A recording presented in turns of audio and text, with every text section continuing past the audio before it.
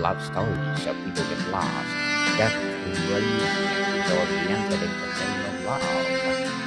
Another week, another amazing love letter that Miss Karen will read to us. Thank you, Daniel. Yes, this is from a mother who is asking for help regarding being productive as well as having a family and family ties. Dear Daniel and Karen, I'm writing you today as a mother who deeply loves her family, but often feels torn between responsibilities, expectations, and the desire to remain present for the people who matter most. Life has become so busy, and while I strive to be productive and accomplish my goals, I sometimes worry that in the process, I may unintentionally weaken the very bonds that give my life meaning, my family ties, and the love I share with my partner. Being a productive mom is important to me. I want to grow, achieve, and contribute, but not only for myself, but also as an example to my children. I want them to see resilience, dedication, and purpose. Yet there are days when productivity feels like a trade off, when work takes time away from the laughter at the dinner table, quiet conversations, or simply being present in the small moments that build lasting memories. I also find myself thinking about love, the love between partners that once felt effortless, but now requires intention, patience, and care. With busy schedules, responsibilities, and daily pressures, I fear that love can slowly fade if we're not careful. I don't want our relationship to become routine or distant. I want to nurture it, strengthen it, and keep the love alive even during the busiest seasons of life. How can I remain productive without sacrificing my family connection? How can I balance ambition and presence without feeling guilty about either one? How do we protect our love from being overshadowed by responsibilities and exhaustion? I believe love should grow stronger and should remain our our safe place. That it grows stronger with time, not get quieter, not something we unintentionally drift away from. Daniel and Karen, I'm reaching out for your guidance and wisdom. How can mothers stay productive while still being emotionally available for their families?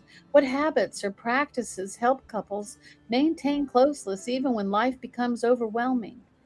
How do we keep communication alive, appreciate and be visible, and have love intentional in everyday life? I want to build a home where productivity and love exist together, where growth does not replace connection, and where success includes meaningful relationships. I want my children to see that love lasts, partnerships that support one another, and a family that grows stronger together despite love's demands. Thank you for creating a space where voices like mine can be heard and where guidance is shared with compassion and understanding. Your podcast gives hope to those of us trying to navigate love, family, and responsibility without losing what matters most. With appreciation and hope, this is a mother seeking balance, love, and strength. What a nice letter. Amazing letter indeed, right, Miss Karen? It totally is. And it's an important letter, I think. I think it's something that a lot of our listeners care about. Definitely. Everyone will care about, especially mothers facing the same problems. Yes. So, listener, let's define what productivity really means. Productivity is not about doing more, it's about doing what matters most. Sometimes being productive means finishing a work task or Sometimes it means sitting beside your child and listening. True productivity includes nurturing relationships, not just completing tasks. That is so good. It's about nurturing relationships, not completing tasks. I Yeah. tell you, it's very easy to get our priorities out of order when we have those bills and pressures from work.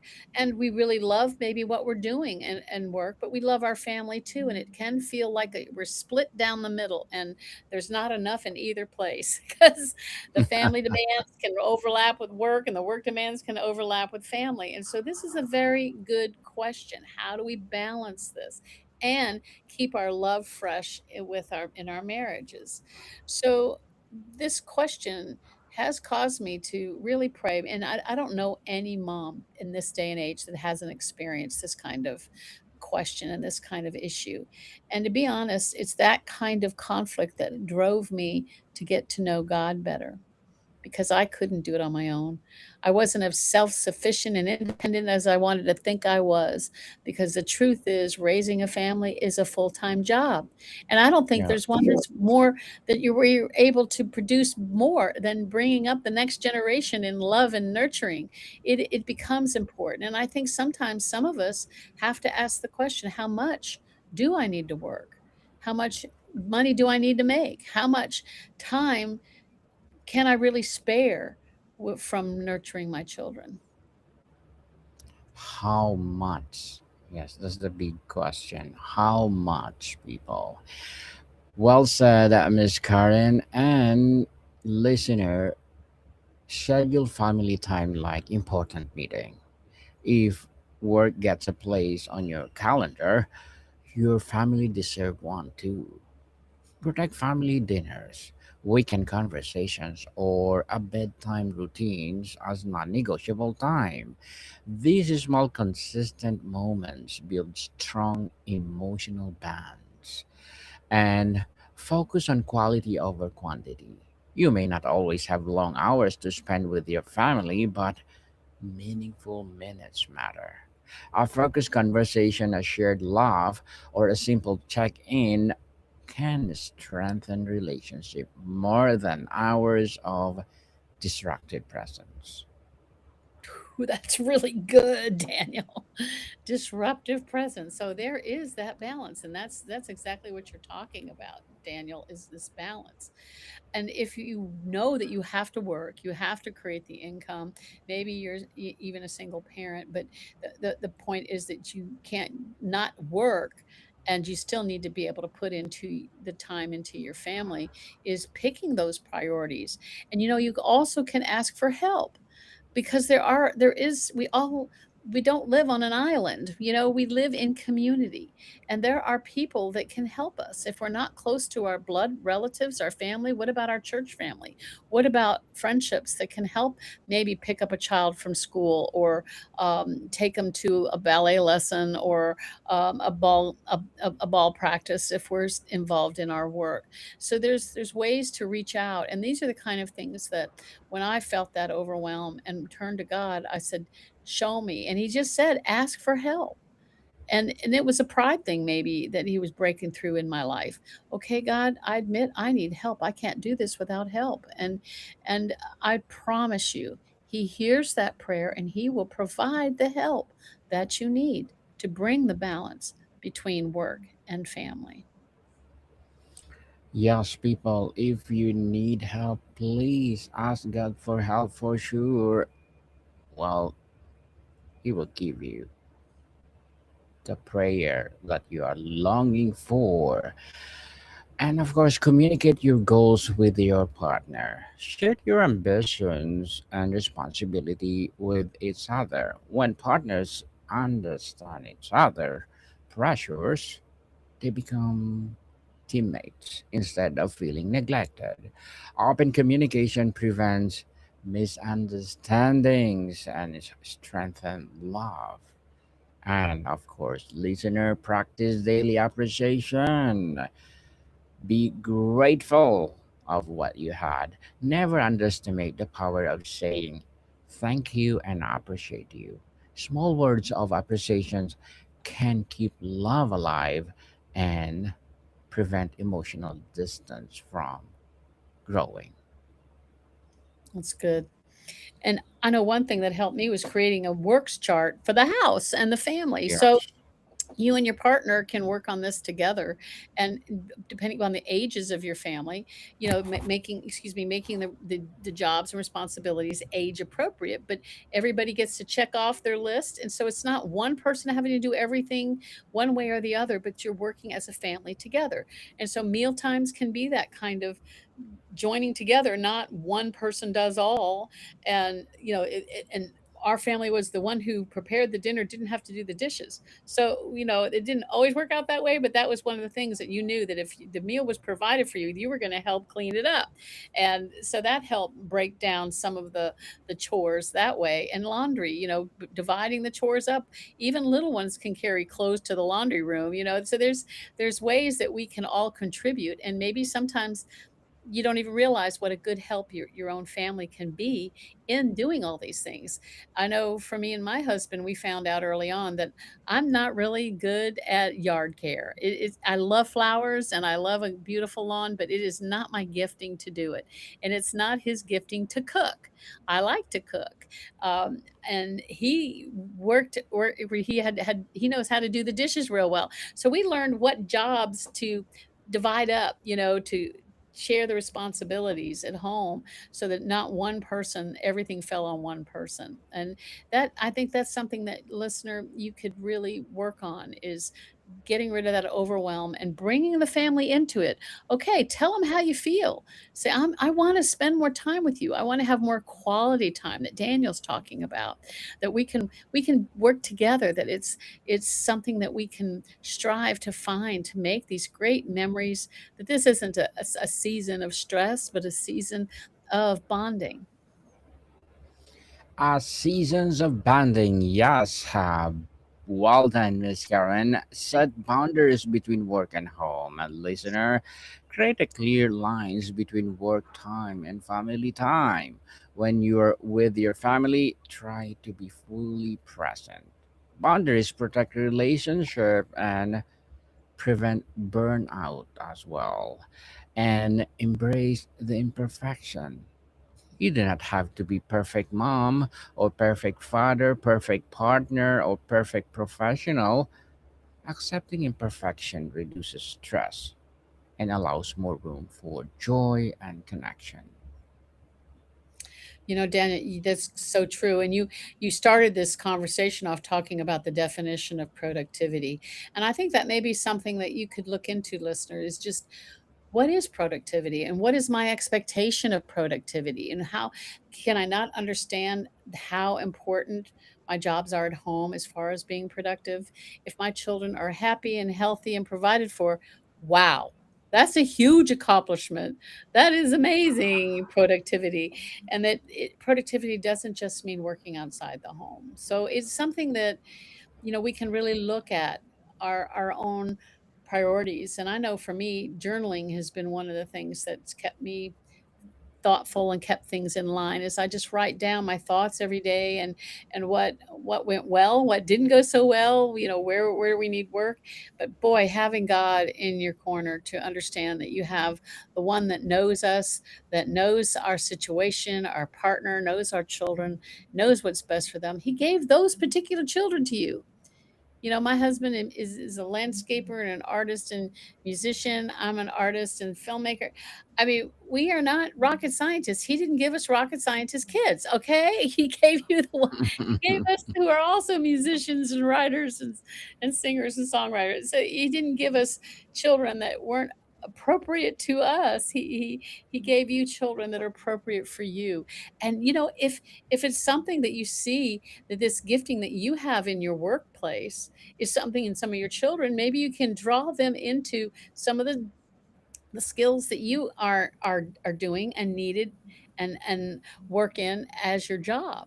Okay, maybe they're really good at typing, they're really good at computers, or they're really good at numbers and figuring out equations so that you find the gifts of your children and put them to work for all of you. So it can be really fun to seeing who these little people are, what they have inside of them, what their callings are, and draw that out and let it be put to work together in your family and in your situation. There's a lot of families that create businesses together because they found that the family had some good gifts and they worked together, and it's always been part of history where children were brought into their parents' work world, and often that works out well. It doesn't always, but it's something to think about as an option. And of course, including your partner. This is a team effort, folks. It shouldn't be something that draws you apart from your partner, but draws you together, as you need to spend some quality time together. Again, like Daniel's describing, it doesn't have to be long periods of time. It doesn't have to be long conversations. Just sometimes those kind words, is he saying, I appreciate you. Thank you so much for your hard work. Thank you for your faithfulness. Thank you for contributing and providing for this family in so many ways. Man, showing that appreciation to each other is huge for creating beautiful and kind, intimate moments as a couple. Beautiful indeed, Ms. Karen. Create small daily rituals. Listener, morning hugs, bedtime talk, or weekend walks can become a meaningful traditions.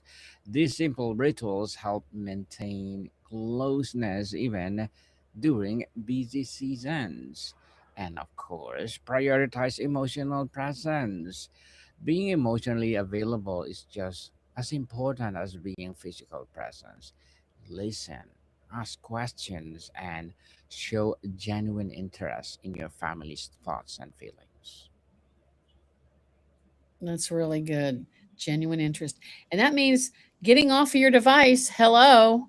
We are a generation that is very bound to our little Addicted. handheld computers. And man, a child or a partner can feel neglected sometimes if we're so caught up in it that we don't realize and be present with our families when we are present. Certainly, and work with the team with your partner. Share responsibilities and support each other's goals. Strong partnership makes a family life smoother and keeps love growing through collaborations. And of course, take care of yourself without guilt. A productive and loving mom needs energy and clarity. Safe self care is not selfish, it allows you to give your best to your family and your work. When my children were growing up, we didn't have a lot of money for vacations, but we always took our children. We had a favorite place to go in the mountains to camp. And when Yes. they were little, we just got campsites and had fires and swings and kikes. And I'm telling you, it wasn't necessarily a vacation for mom, but seeing my children have so much joy, and my husband and we just made these beautiful memories together. I did reach a point where I said, okay, we're getting a cabin now. I'm not sleeping on the floor anymore, on the ground anymore.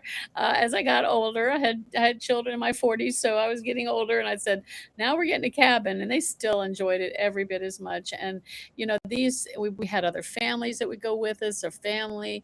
And it's something that I'm so glad we took the effort, made the effort to do that, get away from our home and responsibilities and just enjoy. And it doesn't have to cost a lot of money. Not everybody can take Disneyland vacations or Disney World vacations. Some of you may be able to do that, but or take cruises. For us, those camping trips are still my children's highlights. They just love the memories that they created, and the bonding was real.